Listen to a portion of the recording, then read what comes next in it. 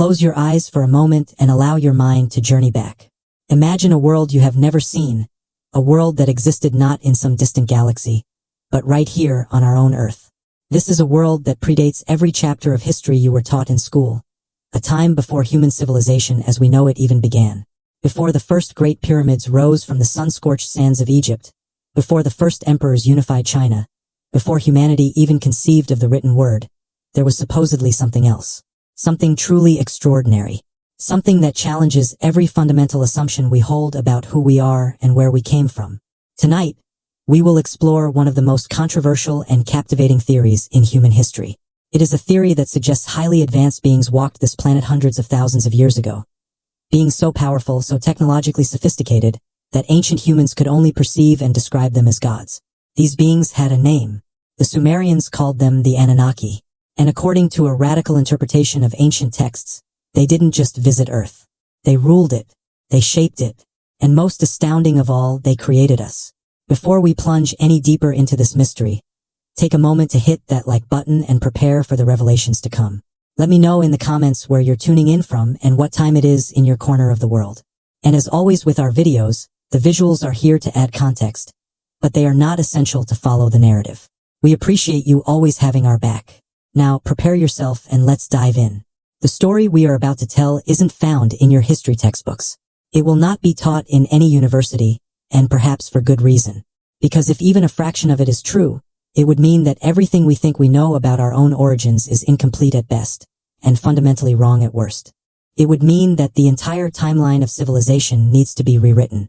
It would mean that humanity's first chapter is missing, and the beings who wrote it were not human at all. Let's begin with what we do know, the facts that even the most skeptical scholars accept.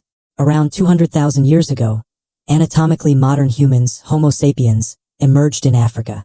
This is established scientific fact, supported by a wealth of fossil evidence from sites like Omo Kaibish in Ethiopia, where remains dating back approximately 230,000 years have been discovered, and Jebel Irhoud in Morocco, where fossils dated to about 315,000 years ago represent some of the earliest known examples of our species. For tens of thousands of years, these early humans lived as hunter-gatherers. They developed stone tools, mastered the use of fire, and slowly began to spread across the vast African continent. Then, around 50,000 years ago, something remarkable happened. The archaeological record shows a dramatic and sudden acceleration in human cultural development. Suddenly, humans were creating sophisticated tools, producing vibrant art, crafting jewelry from shells and bones, and displaying what scientists call behavioral modernity. This period, sometimes referred to as the Upper Paleolithic Revolution, represents a fundamental shift in human capabilities. But here is where the story gets interesting. Even with this profound cognitive leap, humans remained hunter-gatherers for another 40,000 years. They lived in small, nomadic bands, moving with the seasons, following herds of game, gathering wild plants, and residing in temporary shelters. This was humanity's dominant lifestyle for the vast majority of our existence. And then, approximately 6,000 years ago, everything changed again. In a region of ancient Mesopotamia, nestled between the Tigris and Euphrates rivers in what is now modern-day Iraq, something unprecedented occurred. The Sumerian civilization emerged, seemingly out of nowhere. And I don't use that phrase lightly. Archaeological evidence shows that the area was inhabited by the Ubaid people from around 5000 BCE. Simple farming communities with basic pottery and agriculture. Then, by 4000 BCE, the Uruk period began. And within a remarkably short span of time, we witnessed the explosion of a true, complex urban civilization. The city of Uruk itself, one of the world's very first cities, grew to house between 40,000 and 80,000 people by 2800 BCE, making it likely the largest city on Earth at that time. It sprawled over 6 square kilometers, protected by nearly 10 kilometers of defensive walls punctuated by 900 semicircular towers. But it wasn't just the cities that appeared. It was the entire infrastructure of civilization itself. The Sumerians invented writing, creating the cuneiform script by pressing wedge-shaped marks into wet clay tablets. This wasn't primitive picture writing. It evolved rapidly into a sophisticated system capable of recording everything from mundane business transactions to complex literary works like the Epic of Gilgamesh. They invented the wheel, revolutionizing transportation and pottery production. They developed complex mathematics based on a sexagesimal system base 60, which we still use today when we divide hours into 60 minutes and circles into 360 degrees. They created the first known law codes, like the Code of Uar-Nammu, which predated Hammurabi's more famous code by 3 centuries. They built massive irrigation systems, turning the arid Mesopotamian plain into a landscape of agricultural abundance. They constructed ziggurats, those enormous stepped pyramids that dominated the landscape, some rising over 70 feet into the air. And they possessed an advanced knowledge of astronomy, tracking the movements of planets and stars with remarkable precision. This is what historians call the Neolithic Revolution, the birth of civilization. And according to mainstream scholarship, it happened gradually as humans slowly figured out agriculture, then settled into villages which grew into towns which became cities which then developed writing, mathematics, and all the rest. It's presented as a logical, linear progression from simple to complex. Except there's a problem. The emergence of Sumer doesn't feel gradual. It feels abrupt, almost instantaneous. One moment we have simple villages. The next we have sophisticated urban centers brimming with advanced technology and knowledge. It's as if someone pressed the fast-forward button on the entire process of human development. The archaeological record shows what appears to be a discontinuity, a leap that seems almost too rapid to be explained by slow, steady cultural evolution alone. And this is precisely where the alternative theories begin. This is where we encounter the work of Zecharia Sitchin, a Russian-born author who would propose one of the most audacious explanations in modern pseudo-archaeology. In 1976, Sitchin published The 12th Planet, the first book in his Earth Chronicles series. His central claim was extraordinary. He argued that the Sumerian texts, those thousands of clay tablets covered in cuneiform writing, were not mythology. They were, he insisted, literal history, factual accounts of real events involving real beings. And those beings were not human. According to Sitchin's interpretation, the Anunnaki, the principal deities in the Sumerian pantheon, were actually an extraterrestrial species from a planet in our own solar system called Nibiru. This planet, he claimed, follows a highly elliptical, 3,600-year orbit that brings it periodically through the inner solar system. The Anunnaki first came to Earth approximately 450,000 years ago, not as gods, but as flesh and blood aliens on a desperate mission. Their home planet was dying, its atmosphere failing, and they needed gold to suspend in their atmosphere as a reflective shield against cosmic radiation. Earth was rich in gold, so they established mining operations here, primarily in Africa. But even for a technologically advanced species, mining is grueling labor. After thousands of years of toil, the Anunnaki workers, the lower-ranking members of their species, revolted. They refused to continue the backbreaking work in the mines. This created a crisis that required a radical solution. And that solution, according to Sitchin's reading of texts like the Atrahasis epic, was the creation of a new worker species. The Anunnaki, led by their chief scientist named Enki, took a primitive hominid already evolving on Earth, probably Homo erectus, and embarked on a breathtaking genetic engineering project. By blending their own advanced DNA with that of the indigenous hominid, they created a new hybrid being. That hybrid, Sitchin claimed, was Homo sapiens. It was us.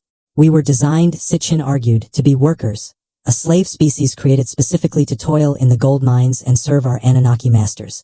This theory, in Sitchin's view, elegantly explains the sudden leap in human capabilities. It explains why Sumerian civilization appeared so rapidly and with such astonishing sophistication. It wasn't a gradual evolution. It was a direct transfer of knowledge from an advanced species to their newly created servants. The Anunnaki taught us agriculture, mathematics, astronomy, architecture, and writing, everything that makes civilization possible. They were our teachers, our creators, and for thousands of years, our rulers. Some Anunnaki even took on roles as kings in early Sumerian cities, which, Sitchin claimed, explains the incredibly long reigns recorded in the Sumerian king list, where antediluvian kings are said to have ruled for tens of thousands of years. These weren't exaggerations or myths, he argued. They were accurate records of beings with lifespans far exceeding our own. The story gets even more complex. According to Sitchin's interpretation, the Anunnaki were not a unified group. They had internal conflicts and family dramas that played out on a planetary scale. The two most important figures were half-brothers named Enki and Enlil. Enki was the brilliant scientist, the creator of humanity who felt a certain affection for his creation. Enlil was the stern commander, the enforcer who saw humans as nothing more than noisy, troublesome servants. Their rivalry shaped human history. When a great flood threatened to destroy humanity, it was Enlil who wanted to let us perish, seeing it as a perfect opportunity to wipe the slate clean. But Enki, in defiance of the other Anunnaki, secretly warned a human named Zayusadra, the Sumerian equivalent of Noah, instructing him to build a great boat to survive the coming deluge. This story, found in Sumerian and later Babylonian texts, predates the biblical flood narrative by more than 1,000 years. Eventually, according to this theory, the Anunnaki withdrew from direct rule. They left Earth or retreated into hiding, leaving humanity to govern itself. But their influence remained, encoded in our very DNA, preserved in our most ancient texts, and continuing through secret lineages and esoteric knowledge passed down through the ages. The last passage of Nibiru through the inner solar system supposedly occurred around 1600 BCE, and its next return, some calculate, could be imminent. This, in essence, is the framework of the ancient astronaut theory as it applies to the Anunnaki. It's a sweeping, epic narrative that attempts to answer some of the most profound questions about human origins, the meaning of ancient myths, and the possibility that we are not alone in the universe. Now, before we go any further, we need to examine this theory with clear, critical eyes. Because while it is captivating, and while it provides satisfyingly neat answers to difficult questions, it faces serious, fundamental problems when confronted with scientific evidence and scholarly analysis. The first and arguably most devastating critique of Sitchin's work comes from the very field he claimed mastery over, the study of ancient languages. Sitchin positioned himself as one of the few scholars who could truly read Sumerian and Akkadian cuneiform, suggesting he had access to knowledge that mainstream academics either couldn't see or deliberately ignored. But when actual Assyriologists, scholars who dedicate their entire careers to studying Mesopotamian languages and texts, examined Sitchin's translations, they found them to be deeply and consistently flawed. Michael Heiser, a scholar with expertise in ancient Semitic languages, created an entire website dedicated to methodically pointing out errors in Sitchin's work. The site is aptly named Sitchin is Wrong. Heiser demonstrates that Sitchin consistently mistranslates words, takes passages out of context, and assigns modern meanings to ancient terms that have no basis in established linguistic scholarship. For example, Sitchin famously claimed that the Sumerian term Anunnaki means those who from heaven to earth came, directly implying they were space travelers. But established scholars translate the name as princely offspring, or those of royal blood, simply indicating their high status within the divine hierarchy. The word has nothing to do with space travel. It's a term denoting lineage and rank. Similarly, Sitchin interpreted various Sumerian and Akkadian words as referring to rockets, spacecraft, and advanced technology. He claimed, for instance, that the word Shem, which appears frequently in ancient texts, means rocket ship or sky chamber. But the linguistic evidence overwhelmingly shows that Shem simply means name or reputation. When ancient texts spoke of a hero making a great name for himself, Sitchin saw rocket ships. When they spoke of fame and renown, he saw space technology. This pattern of forcing modern technological interpretations onto ancient words permeates all of Sitchin's work. Ronald Fritz, author of Invented Knowledge, notes that when critics check Sitchin's references, they find he frequently quotes out of context or truncates quotes in ways that distort the evidence to fit his predetermined narrative. He presents information selectively and simply ignores contradictory evidence. The second major problem is astronomical. Sitchin's entire theory rests on the existence of a planet called Nibiru with a 3,600-year elliptical orbit. But such an orbit is astronomically problematic, if not outright impossible. If a massive planet, say, 5 to 10 times Earth's mass, traveled through the inner solar system every 3,600 years, its gravitational effects would be enormous and easily detectable. It would create massive perturbations in the orbits of the inner planets. Mars, Earth, Venus, and Mercury would all show clear signs of gravitational disruption. Their orbits would not be the stable, nearly circular paths they follow today. David Morrison, a former senior scientist at NASA, points out that after even a single close passage of such a planet, Earth's orbit would be significantly altered, and we would likely have lost our moon. The gravitational chaos would be unmistakable. Furthermore, if Nibiru has been passing through the solar system every 3,600 years for billions of years, the orbit itself would be highly unstable. Gravitational interactions with Jupiter and the other gas giants would have either ejected it from the solar system entirely or sent it crashing into the sun or another planet within a few million years. An orbit with such high eccentricity as Sitchin describes, with the planet swinging from the outer reaches of the solar system to pass between Mars and Jupiter, simply would not remain stable over the 4.5 billion-year history of our solar system. And perhaps most damning of all, if such a planet existed and was approaching Earth, we would be able to see it. Years before its arrival, it would be visible through even modest amateur telescopes. Months before impact, it would shine brighter than many of the stars in our night sky. The idea that a Jupiter-sized planet could be hidden from the world's thousands of professional and amateur astronomers, from countless observatories and satellites, is simply not plausible. NASA has repeatedly stated that there is no credible evidence whatsoever for such a planet, despite repeated doomsday predictions tied to specific dates that have come and gone without incident. The third problem involves the archaeological and anthropological evidence, or rather, the conspicuous lack of it. If an advanced extraterrestrial civilization visited Earth 450,000 years ago and remained active until relatively recently, we should find undeniable physical evidence. Not just stories, but artifacts, technology, and structures that display capabilities far beyond what ancient humans could achieve. And while ancient astronaut enthusiasts point to various megalithic structures and claim they are evidence of alien intervention, archaeologists have meticulously documented how these structures were built using techniques available to ancient peoples. The pyramids of Giza, for example, were built by highly organized human workers using copper tools, wooden sledges, and a sophisticated understanding of leverage and inclined planes. We have found the quarries where the stones were cut, the remains of ramps and tools used for construction, and even the workers' villages where the builders lived and were buried. No alien technology was required. Moreover, the timeline simply doesn't work. Sitchin claims the Anunnaki created Homo sapiens around 300,000 years ago by genetically engineering Homo erectus. But we now know from an abundance of fossil and genetic evidence that the evolution from earlier hominins to Homo sapiens was a gradual process, occurring over hundreds of thousands of years, involving intermediate species and considerable variation. There is no genetic or fossil evidence of a sudden, dramatic genetic manipulation. Our DNA tells a story of slow, natural evolution, not of instantaneous laboratory engineering. We carry genetic markers from Neanderthals and Denisovans, showing interbreeding with other hominin species. Our genome is a map of gradual change, not sudden design. And what about the Sumerian texts themselves? When mainstream scholars, people who have spent decades studying these texts in their original languages and cultural contexts, read the myths that Sitchin cites, they see something entirely different. They see religious narratives, creation stories, flood myths, and tales of gods and heroes that follow patterns found in cultures worldwide. The Enuma Elish, the Babylonian creation epic, describes a cosmic battle between the god Marduk and the chaos dragon Tiamat, resulting in the creation of the world from Tiamat's body. Mainstream scholars interpret this as a powerful mythological explanation for the establishment of cosmic order from primeval chaos, a common theme in ancient religions. Sitchin, however, read it as a literal account of a planetary collision, with Tiamat being an ancient planet destroyed by the rogue planet Nibiru.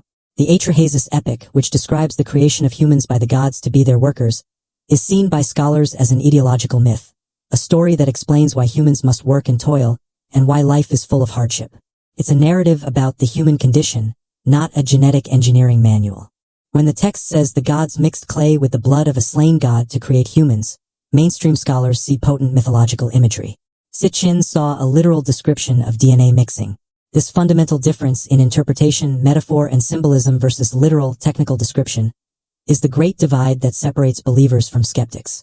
So, where does this leave us?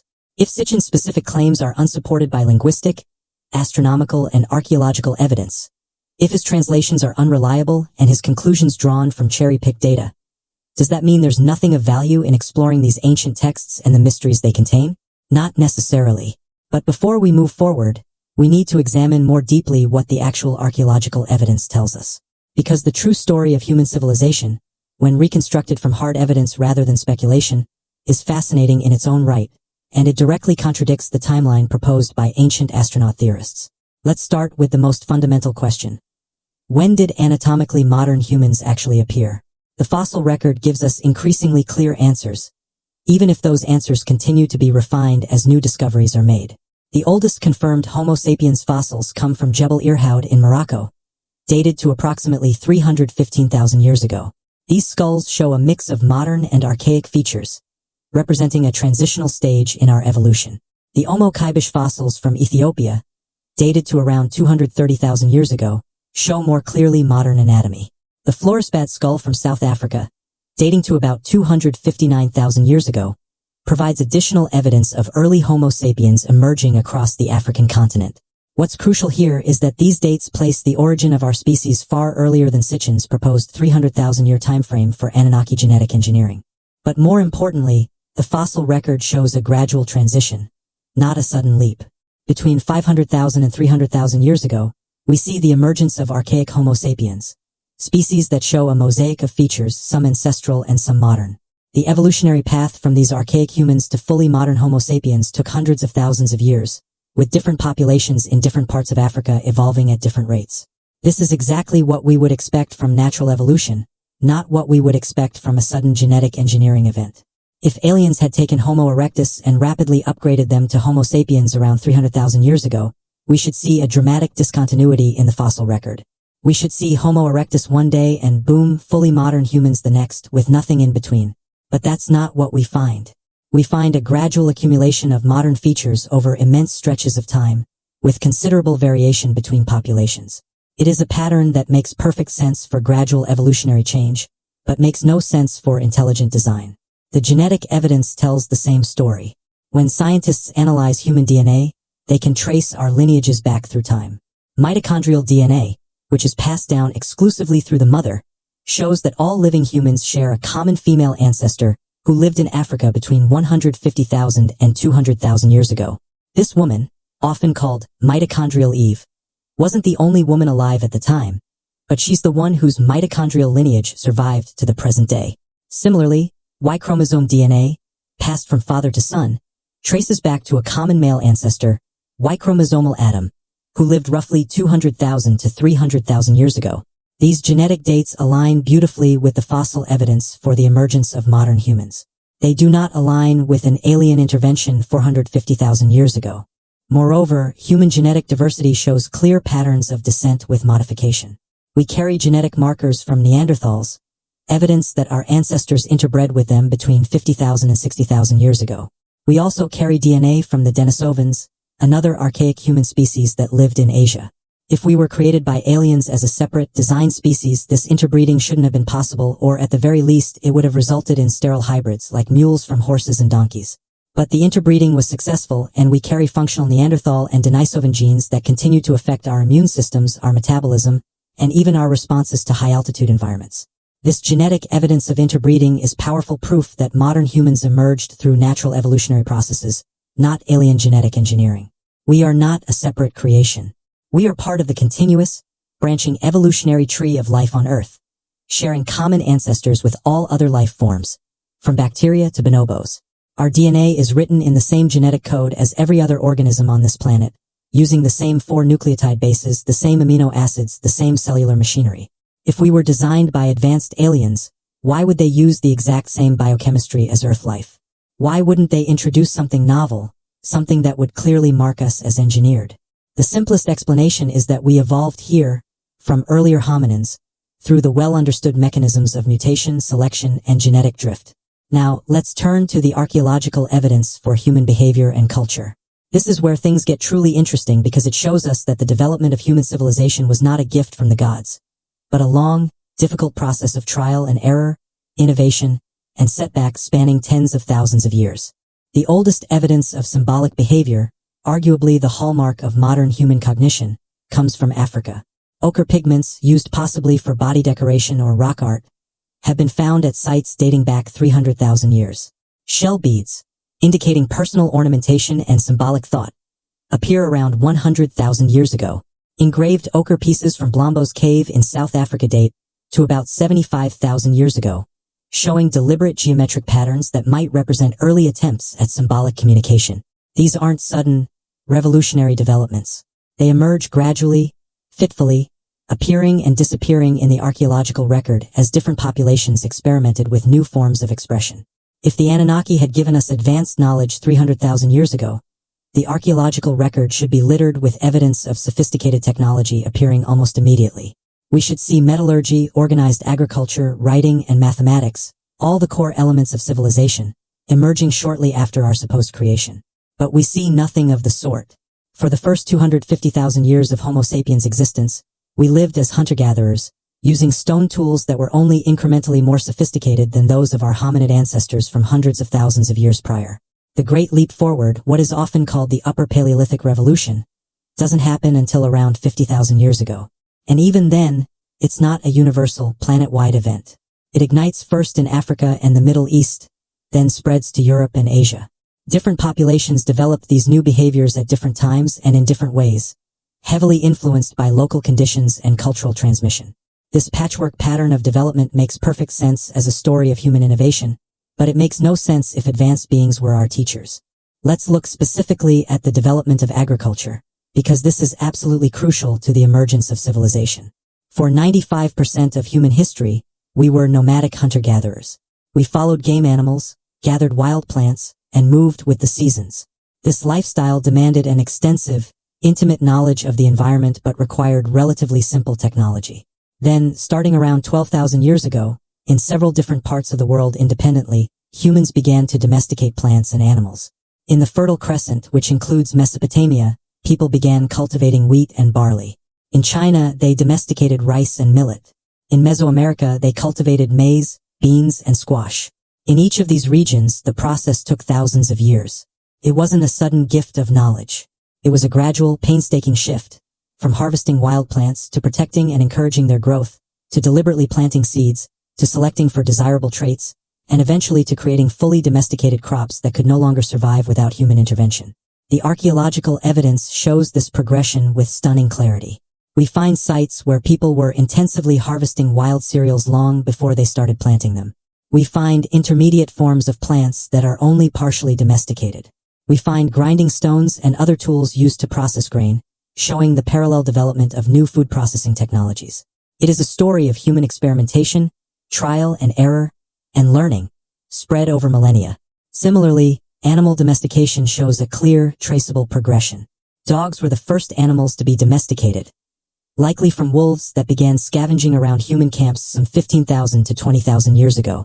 Sheep and goats were domesticated in the Middle East around 10,000 years ago, followed by cattle around 9,000 years ago, and pigs in multiple regions independently. Each domestication event left archaeological traces. Changes in the bone structure of the animals, shifts in the age profiles of slaughtered herds, and alterations in the geographic distribution of species. We can trace this process happening in real time through the archaeological record. Again, this is the signature of human innovation, not alien instruction. If the Anunnaki had taught us agriculture, it should have appeared suddenly, fully formed, and been remarkably similar across different regions. But it didn't. It emerged independently in multiple centers with different crops and animals, at different times using different techniques. That is the unmistakable fingerprint of human discovery, not extraterrestrial teaching. Now, let's examine the Sumerian civilization itself more carefully because understanding what they actually accomplished and how they accomplished it is crucial to evaluating the ancient astronaut claims. The Sumerians didn't appear in a vacuum. They were preceded by the Ubaid culture, which flourished in southern Mesopotamia from roughly 6,500 to 3,800 BCE. The Ubaid people were already living in permanent villages, farming irrigated fields, making distinctive pottery, and building simple temples. They laid the cultural and technological foundation for everything that came after. During the subsequent Uruk period, from about 4,000 to 3,100 BCE, we see rapid urbanization. But this wasn't instantaneous. It took 1,000 years for villages to grow into towns and for towns to grow into the world's first cities. This process can be tracked in the archaeological record through changes in settlement patterns, the increasing specialization of labor, the development of more complex architecture, and the growth of long-distance trade networks. The city of Uruk itself, which would become the largest city in the world by 2,800 BCE, started as a small settlement. Over centuries, it expanded as its population increased and as surrounding villages were absorbed.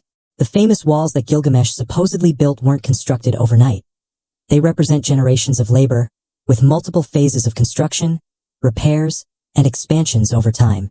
The ziggurats that dominate Mesopotamian cities also show this progressive, step-by-step development. The earliest temples were simple structures built on raised platforms, a practical solution to elevate them above the flood-prone plain. Over time, these platforms were raised higher and made more elaborate. Each new generation built on top of the remains of the previous temple, creating artificial mounds known as tells. Eventually, this architectural tradition evolved into the massive stepped pyramids we know as ziggurats. But this evolution took centuries. The Great Ziggurat of Ur, one of the best preserved examples, was built around 2100 BCE, almost 2,000 years after the Uruk period began. This wasn't a piece of suddenly gifted alien technology. It was the culmination of millennia of accumulated architectural experience. And let's talk about the invention of writing, because this is often cited as evidence of sudden, advanced knowledge. The archaeological record shows clearly that writing evolved gradually from much simpler accounting systems. Before writing, ancient Mesopotamians used small clay tokens to represent goods in transactions. A small cone might represent a measure of grain. A sphere might represent a unit of oil. These tokens were placed in sealed clay envelopes, called bulli, to record contracts.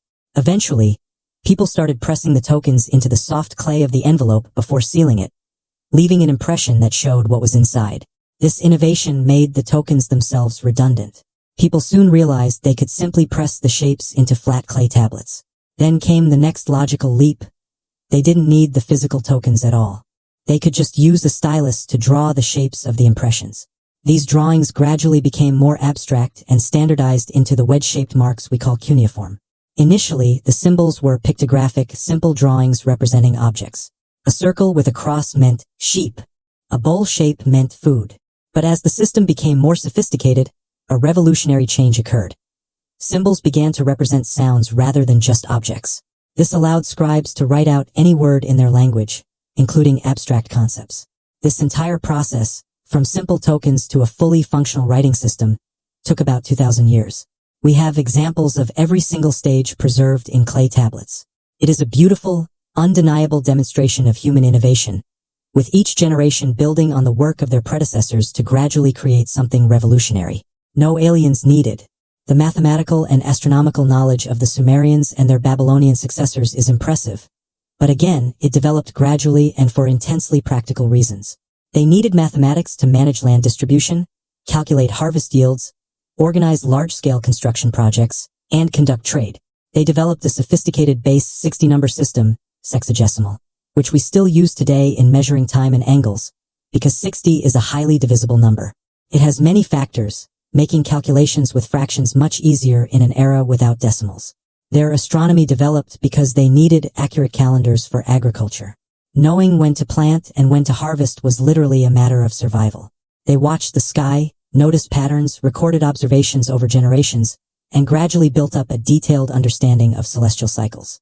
The great Babylonian astronomical texts, like the Enuma, Anu, and Lil, were compiled over centuries and represent the accumulated observations of countless priest astronomers, not a sudden download of alien knowledge. And yes, their astronomical knowledge was impressive for its time. They could predict lunar eclipses. They meticulously tracked the movements of the visible planets. They identified constellations and even had an understanding of the precession of the equinoxes, though this understanding came from centuries of careful, patient observation. But here's the key point. Everything they knew was based on naked eye observation. They knew about 5 planets: Mercury, Venus, Mars, Jupiter, and Saturn, the ones visible from Earth without a telescope. They did not know about Uranus, Neptune, or Pluto, which are too dim to be seen without optical aid.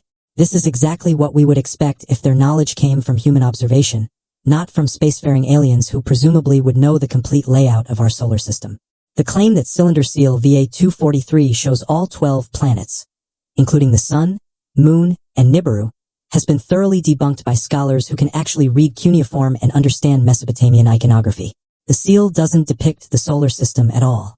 It shows a divine figure, possibly the sun god Shamash, being approached by worshippers, surrounded by other symbols that represent stars or various deities. The Sumerians did not use 12-pointed star symbols to represent planets. They used specific, standardized symbols for the celestial bodies they knew, a crescent for the moon, a star with 8 points for Venus, and so on. The pattern on VA-243 simply does not match the known Mesopotamian astronomical notation system. It is not showing what Sitchin claimed. This has been pointed out by numerous cuneiform experts, including Dr. Michael Heiser, who has written extensively on the critical errors in Sitchin's interpretations. So, the hard archaeological and linguistic evidence consistently contradicts the ancient astronaut narrative. Human evolution shows a gradual process over hundreds of thousands of years. The development of agriculture shows independent innovation in multiple regions over millennia.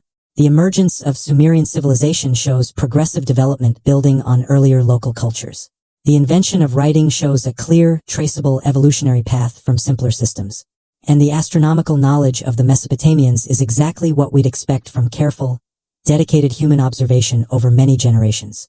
No extraterrestrial input is required. However, while Zecharia Sitchin's interpretation may be fundamentally flawed, the questions he raised are legitimate. The Sumerian civilization was remarkable. Its sudden flowering in a relatively short period of geological time is notable. The sophistication of their knowledge, particularly in astronomy and mathematics, is impressive.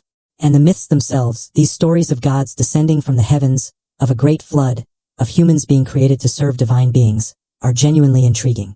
They deserve serious study, even if the answers don't involve aliens. Let's look at what the actual Sumerian texts tell us when translated by credible scholars. The Anunnaki were indeed the principal deities of the Mesopotamian pantheon. The name most likely derives from An, the supreme sky god, and means something like offspring of an or those of royal lineage. They were not a precisely defined group, and different texts list different members, but they generally included the most important gods and goddesses who govern the cosmos. The flood story appears in multiple Mesopotamian texts, and understanding these narratives is crucial because they have been central to ancient astronaut theories. The oldest version we have is from the Sumerian poem about Ziusudra, dating to around 1600 BCE but probably based on much older oral traditions. The Atrahasis epic contains another version, and the most complete and famous version appears in Tablet 11 of the Epic of Gilgamesh. In the Gilgamesh version, the flood story is told by Utnapishtim to Gilgamesh, explaining how he, a mortal, became immortal. Utnapishtim was a king of the city of Shuruppak when the gods decided to destroy humanity with a great flood. The text doesn't give a completely clear reason. Some passages suggest humanity had multiplied too much and become too noisy, disturbing the gods' rest. Whatever the reason, the god Enlil convinces the Council of Gods to send a devastating flood that will wipe out all human life. The gods swear an oath to keep this plan a secret from humanity. But the god Enki, who had helped create humans, doesn't want to see his creation destroyed. However, he is bound by the oath not to reveal the plan directly to a mortal. So he employs a clever trick. He goes to Utnapishtim's reed house and speaks to the wall, ostensibly talking to the structure, but knowing full well that Utnapishtim is inside listening. Reed house, wall, wall, he says. Hear this, O reed house. Pay attention, O wall. Tear down your house and build a boat. Abandon your possessions and seek life. Despise property and save your soul. He gives Utnapishtim specific dimensions for the boat, instructions to coat it with bitumen pitch, and commands to load it with the seed of all living things, his family and various craftsmen. Utnapishtim obeys, though his neighbors think he's gone mad. He builds the enormous vessel and loads it with everything specified, including his family, his silver and gold, and animals both wild and domestic. Then the storm comes. The description is both terrifying and poetic. When the first light of dawn appeared, a black cloud rose from the horizon. The storm god Adad was thundering inside it. The Anunnaki gods were lifting up torches, setting the land ablaze with their flashing. The roar of the storm god reached to the sky. Everything bright turned to darkness. For 6 days and 6 nights, the wind and floodwaters rage. On the 7th day, the storm subsides. The text says, the sea became calm, the tempest was stilled, the flood ceased. Utnapishtim opens a hatch and looks out. All of humanity had turned to clay. The landscape was as flat as a rooftop. He weeps. The boat eventually comes to rest on Mount Nimish. Utnapishtim sends out a dove, which returns, finding no place to land. He sends out a swallow, which also returns. Finally, he sends out a raven, which does not return, having found land and food. Utnapishtim disembarks and makes a sacrifice to the gods. The text has a beautiful, almost darkly humorous line. The gods smelled the savor. The gods smelled the sweet savor. The gods gathered like flies over the sacrifice. They had been without human offerings for 7 days, and they were apparently quite hungry. When Enlil arrives and sees that humans have survived, he is furious. But Enki defends his actions, arguing that wiping out all of humanity for the sins of some was unjust. He persuades the gods to use more moderate means of population control in the future. Plagues, wild animals, and famine, rather than total annihilation. As a resolution, Enlil grants Utnapishtim and his wife immortality and takes them to live far away, at the mouth of the rivers, outside the normal world. This story has clear and undeniable parallels to the biblical flood narrative. Noah, like Utnapishtim, is warned by a divine being, builds an ark to specific dimensions, loads it with animals and his family, survives a worldwide flood, sends out birds to find land, and makes a sacrifice afterward. The similarities are so striking that most scholars agree the biblical story was heavily influenced by the earlier Mesopotamian versions. The Hebrew people, particularly during the Babylonian exile around 586 to 539 BCE, would have been exposed to these Mesopotamian traditions and incorporated elements into their own religious texts. But what about the flood itself? Did a real catastrophic flood give rise to these myths?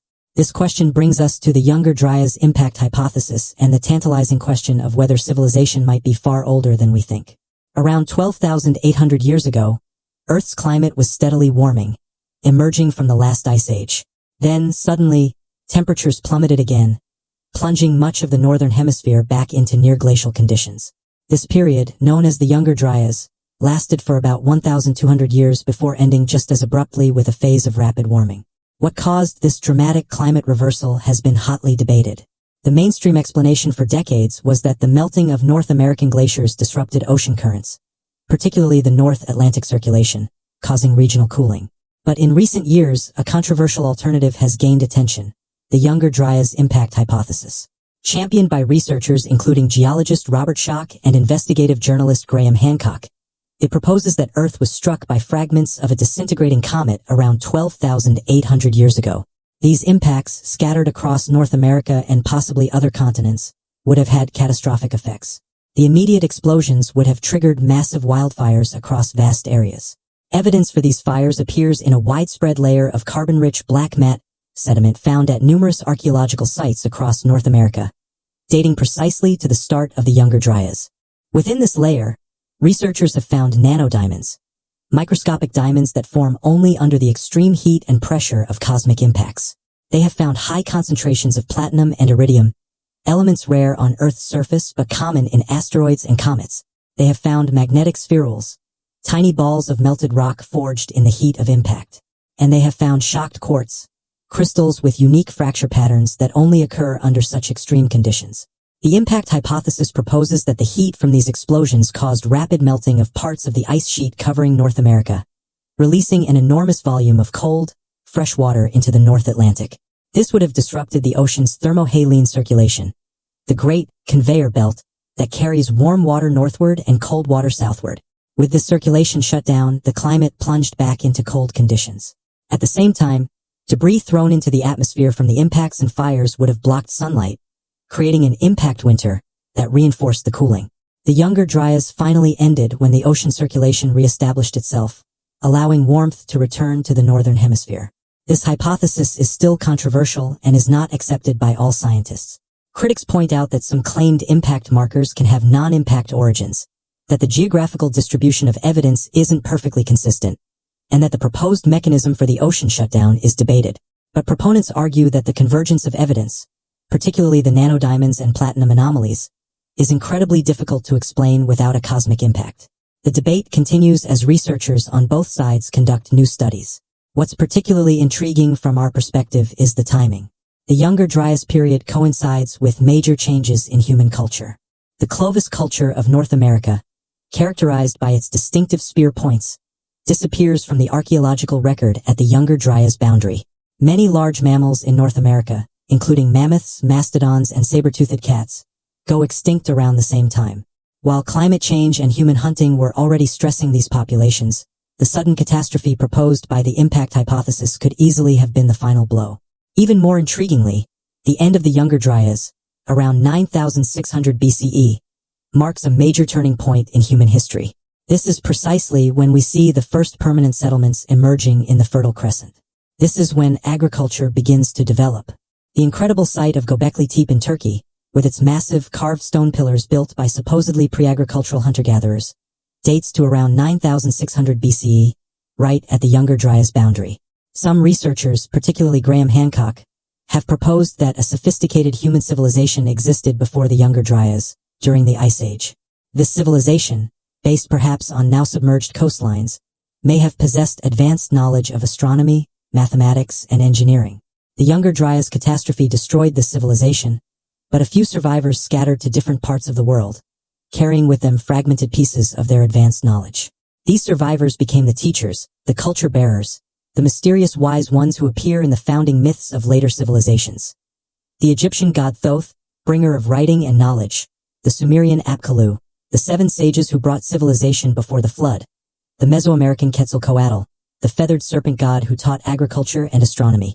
Could these be cultural memories of real people, survivors of a lost civilization who seemed godlike to the simpler post-catastrophe peoples they encountered? This theory remains highly speculative. We have no definitive archaeological evidence of such an Ice Age civilization, largely because the places where it might have existed, on coastal plains now under hundreds of feet of water, have barely been explored by underwater archaeology. The story is compelling, but unproven. What we can say is that flood myths are nearly universal across human cultures. Over 500 cultures around the world have flood narratives in their mythology. This could simply be because flooding is a common and terrifying natural disaster that affects human settlements. But it could also point to cultural diffusion from a common source, or reflect the very real, catastrophic flooding events that occurred at the end of the Ice Age, when melting glaciers caused sea levels to rise by about 400 feet, submerging vast coastal areas where humans almost certainly lived. The Black Sea flood hypothesis, for example, proposes that around 5,600 BCE, rising Mediterranean waters breached the Bosporus Strait, causing a rapid, catastrophic flooding of the Black Sea basin. This would have displaced thousands of people, creating refugees who carried their terrifying flood stories with them as they migrated. Whether it was a comet impact, post-glacial sea level rise, or the common experience of river flooding that gave rise to the Mesopotamian myths, what's clear is that these stories served important functions. They explained the world's past, provided moral lessons about divine power, and offered hope that humanity could survive even world-ending catastrophes. They connected people to a deep history that extended back beyond living memory. The Sumerian version, with its detailed narrative and integration into the broader mythology of the Anunnaki, represents one of humanity's earliest and most powerful attempts to make sense of catastrophe and continuity, destruction and survival. Having examined the actual texts and the real archaeological evidence, we can begin to see why the ancient astronaut interpretation, while creative, simply isn't necessary. The Sumerians were brilliant humans who developed their civilization through their own efforts over thousands of years. Their myths reflect genuine human concerns and likely contain cultural memories of real events like catastrophic flooding.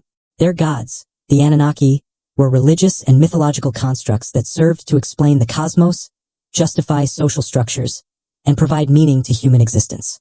They weren't aliens, but they were something perhaps even more interesting. They were humanity's early attempt to understand forces beyond immediate comprehension: the power of storms, the cycle of the seasons, the mystery of life and death, the structure of the cosmos itself. By personifying these forces as gods with human-like characteristics, the Mesopotamians made them understandable, relatable, and, through ritual and prayer, ultimately approachable. This is the pattern we see in religions worldwide. It is not evidence of alien contact, but profound evidence of the human mind's extraordinary capacity for symbolic thought, for creating meaning, and for organizing experience into coherent narratives. The enduring power of the Anunnaki myths lies not in their literal truth as a record of alien visitation, but in what they reveal about the people who created them. A people who built the world's first cities in a harsh environment, who developed writing to preserve knowledge, who pondered the deepest questions of existence, and who created literature that still moves us 4,000 years later. That is the real miracle here. So, if these aren't first-hand accounts of alien visitors, why were the Sumerians so remarkably advanced? Why does their civilization seem to emerge with such startling rapidity? The answer, according to decades of research by archaeologists and historians, is far more complex than aliens, but no less fascinating. The truth is, Sumerian civilization did not spring forth overnight. It was built upon foundations painstakingly laid by earlier cultures over thousands of years. The Ubaid period, stretching from roughly 6500 to 3800 BCE, witnessed the development of Mesopotamia's first permanent settlements. The Ubaid people were pioneers. They developed irrigation agriculture, erected the first temples, created distinctive pottery, and established the trade networks that would become the arteries of the region. They were laying the essential groundwork. The subsequent Uruk period, from about 4000 to 3100 BCE, was an era of explosive growth, marked by rapid urbanization and the formation of more complex social structures. This is the period when we see the emergence of the world's first true cities, the specialization of labor, and, critically, the invention of writing. But even writing didn't appear fully formed.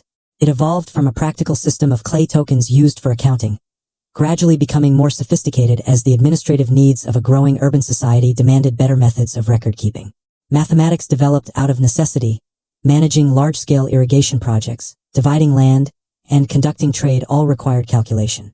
Astronomy became vital for creating accurate calendars, which were essential for an agricultural society that needed to know precisely when to plant and when to harvest.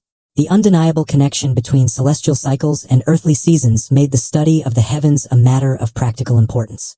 The sophistication of Sumerian culture, therefore, is a direct reflection of human ingenuity responding to environmental challenges and opportunities. The Mesopotamian plain was fertile but notoriously unpredictable, prone to both devastating floods and scorching droughts. This harsh reality required cooperation on a massive scale to build and maintain the intricate irrigation systems that made life possible. This need for cooperation necessitated organization, which in turn led to social hierarchy, then to kingship and ultimately to the birth of urban civilization. The ziggurats weren't landing platforms for starships or ancient nuclear reactors.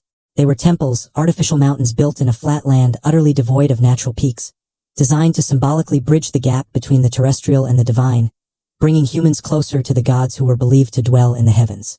They stand as monumental feats of engineering, showcasing what organized human beings can accomplish with shared purpose, sheer determination, and time. And that is the key word, time. While the rise of Sumerian civilization may seem rapid from a bird's-eye view of history, it was a process that still unfolded over centuries, building upon millennia of prior human development. Human innovation doesn't require alien intervention.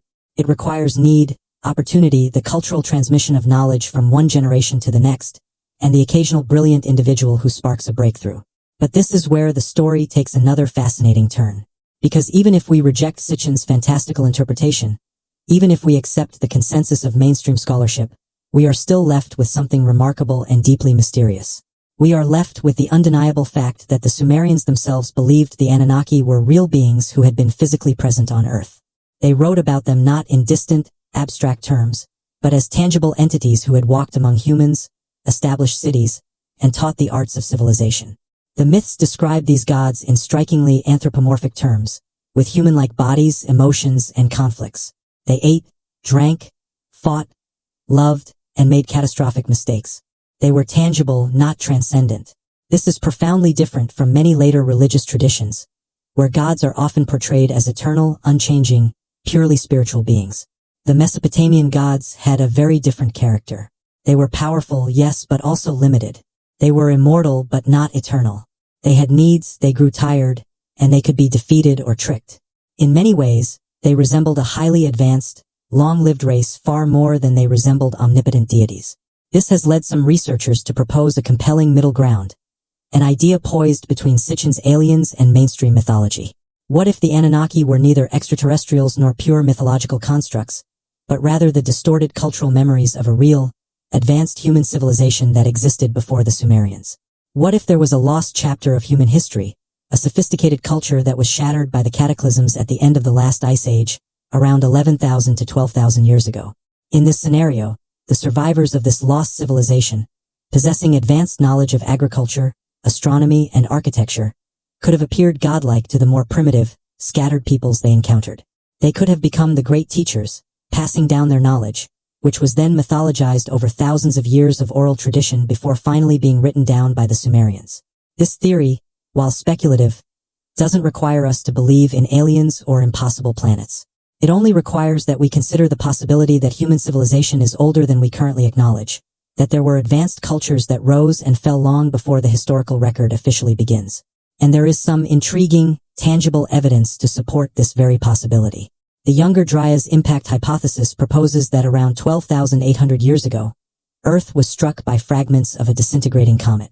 These impacts are theorized to have triggered massive wildfires across continents, thrown enormous amounts of debris into the atmosphere, and caused rapid, catastrophic climate change. Temperatures plummeted, returning the world to near-glacial conditions for over 1,000 years. This event corresponds with the extinction of many large animal species and the mysterious disappearance of the Clovis culture in North America. More importantly, it coincides with the timeline of numerous flood myths from cultures all around the world. If an advanced human civilization existed during this time, it would have been utterly devastated.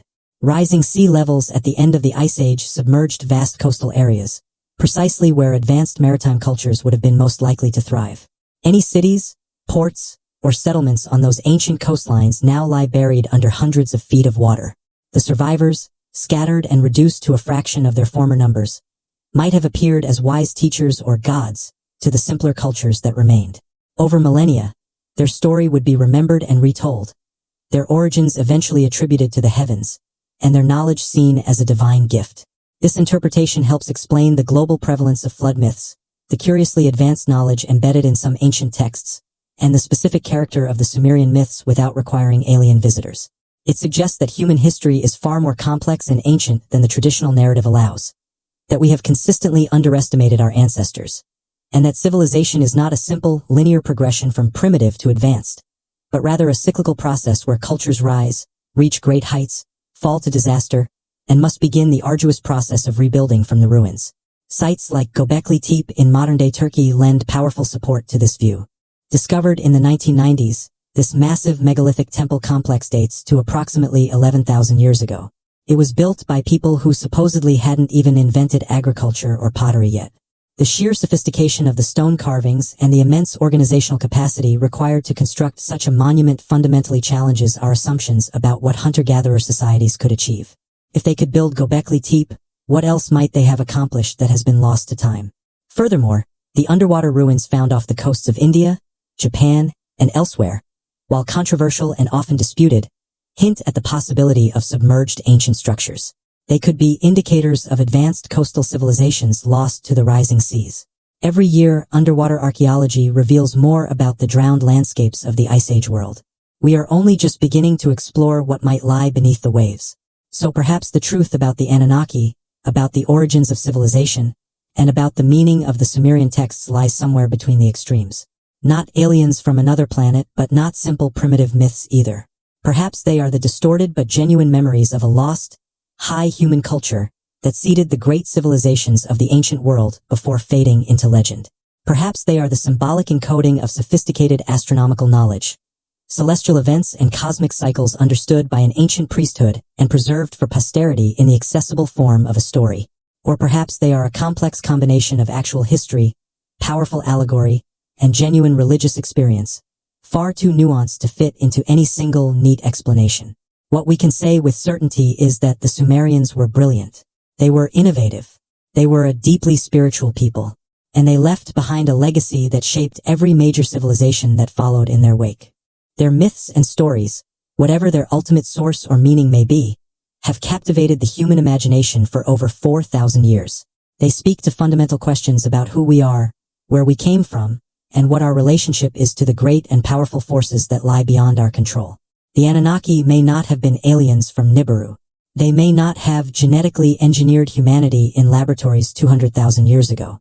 But they were something profoundly important to the Sumerians, important enough to inspire the construction of massive temples, the creation of elaborate rituals, and the recording of thousands of clay tablets filled with their hymns, prayers, and epic stories. Understanding what they represented, whether as literal beings, mythological constructs, or symbolic expressions of cosmic principles, gives us invaluable insight into the minds and hearts of our most ancient ancestors. And that brings us to the final, crucial question. Even if we set aside the alien theory, even if we accept that the Anunnaki were mythological gods and not extraterrestrials, why does this story still hold such immense power? Why has Sitchin's work, despite being roundly rejected by mainstream scholarship, sold millions of copies? Why are so many people drawn to believe in ancient astronauts and lost technologies? The answer, I think, is that we are instinctively drawn to stories that make us feel special. The idea that we are the products of intelligent design, even alien intelligent design, is somehow more appealing to many than the idea that we are the result of blind, impersonal evolutionary processes. There is an inherent meaning in being created. There's a sense of purpose in being designed for a reason, even if that reason was originally to be a workforce of servants. For some, it's a far better alternative than being a mere cosmic accident. The ancient astronaut theory also speaks to a deep and widespread dissatisfaction with conventional explanations. When you look at the staggering sophistication of ancient structures, the mathematical precision of the Egyptian pyramids, the incomprehensibly massive stones of Baalbek, the advanced astronomical knowledge encoded in ancient texts, it's easy to feel like the standard historical narrative doesn't quite capture the full picture. The explanation that ancient humans built these wonders with simple tools and remarkable persistence can feel, to some, profoundly insufficient. The desire for a more dramatic, more extraordinary explanation is understandable. There is also a powerful element of conspiracy thinking at play. The belief that mainstream science and academia are actively hiding the truth, that there's a cover-up designed to protect the established narrative, is a central tenet of the ancient astronaut movement. It positions believers as the enlightened few who can see through the lies, while the rest of humanity remains ignorant. This provides a seductive sense of possessing special knowledge, of being part of an exclusive group that understands reality in a way others simply do not. But perhaps most powerfully, the Anunnaki theory and ancient astronaut ideas in general tap into our profound cosmic loneliness. The universe is vast, almost incomprehensibly so.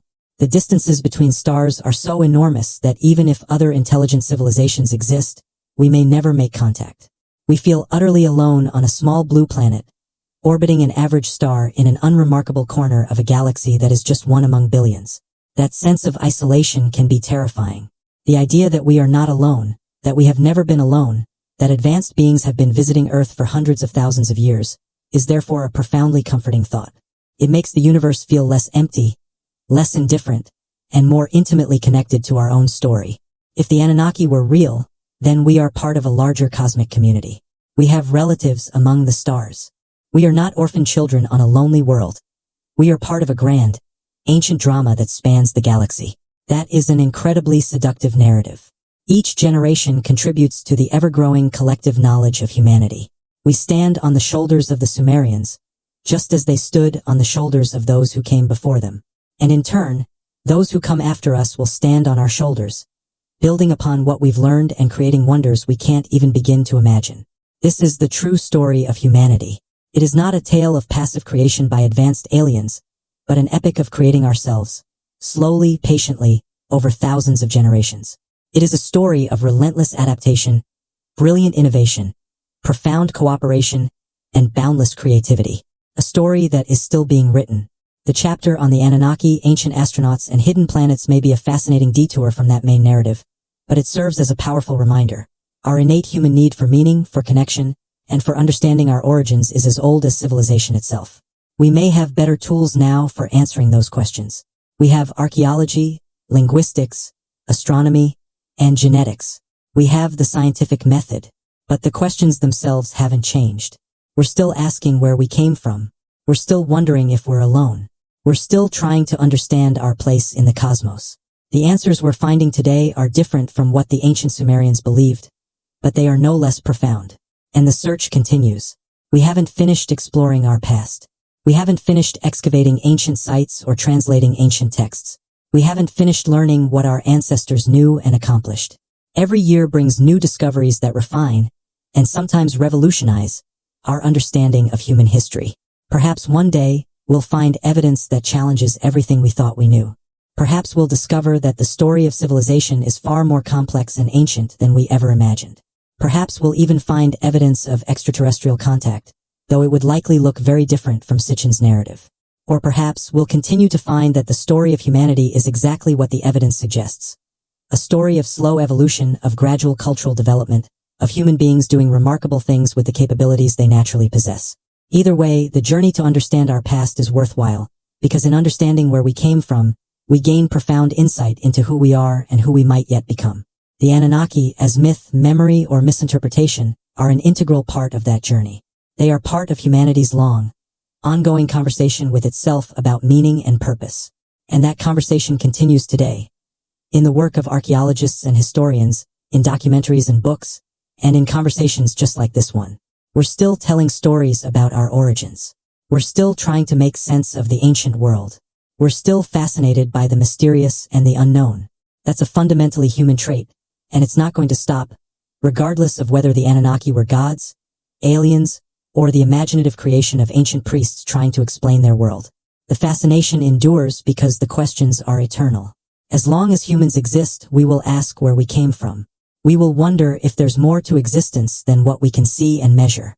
We will create stories to fill the gaps in our knowledge, and we will seek the truth using whatever tools we have available, knowing that each answer leads to new questions, and that the journey of discovery never truly ends. So, if you've come this far with me on this exploration, I hope you found it thought-provoking.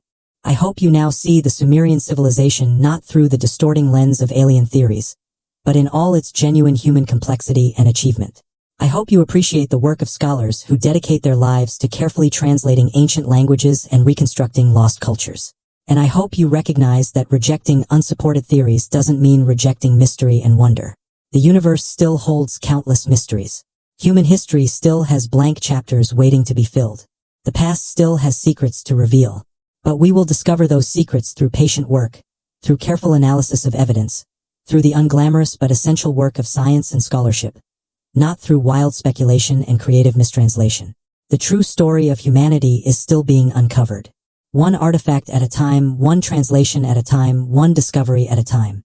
And it is a story worth telling accurately, because the truth of what humans have accomplished on our own is far more impressive than any myth of alien intervention could ever be. We did this. Humanity built civilization. We learned to write, to calculate, to build great structures, and to organize complex societies. We looked at the stars and figured out they followed patterns. We asked the big questions and found ingenious ways to answer them. And we're still doing it. Still pushing the boundaries of knowledge. Still exploring, still creating, still asking questions. That is our true legacy from the Sumerians and all our ancient ancestors. Not alien DNA or hidden technology, but the unyielding drive to understand, to build, and to create meaning in a vast and often puzzling universe. That is the true gift of the Anunnaki myths, not their literal content, but what they represent. The eternal human quest to understand our origins and our place in the cosmos. A quest that continues today in very different forms, but with the same fundamental purpose. To know who we are, where we came from, and what we are meant to do with this brief time we have in the light. The ancient Sumerians pondered these questions under the very same stars we see tonight. And thousands of years from now, if humanity survives and thrives, our descendants will still be asking them, still seeking answers, still building on the knowledge accumulated by every generation that came before.